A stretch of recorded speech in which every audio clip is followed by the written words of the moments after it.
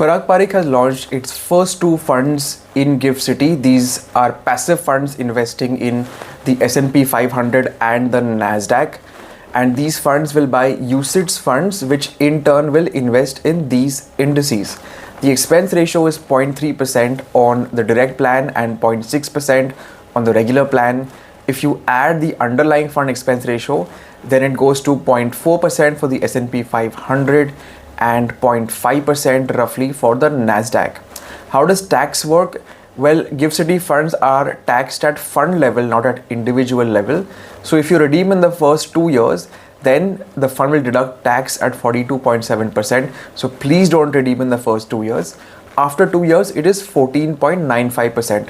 Once the fund deducts this tax and pays you the net amount, then the amount in your hands is of course tax free. Now, how does this compare to existing options? Well, most domestic feeder funds into US stocks, they are not allowed by the RBI to invest more money abroad. So either they are not accepting money or they're accepting very little money. They have limits.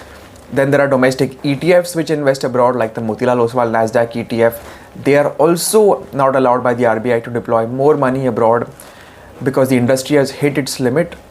And so they frequently trade at a premium to the NAV, which means that people are paying a high cost just so that they can get access to the Nasdaq or the S&P 500 more than the actual net asset value of that fund. Then there is the option of directly investing in the US through a broking account. In this case, the cost is not the problem. The problem comes in two areas. One is US estate tax, which your family will have to pay if your assets in the US exceed $60,000 on your demise. The second is Schedule FA compliance for tax reporting in India, which is quite stringent. So Gift City funds are neither in Schedule FA and nor are they vulnerable to US estate tax. If you'd like to know more about these funds or investing globally in general, please do join our community on global investing. DM me for that, or you can read more at thefineprint.com.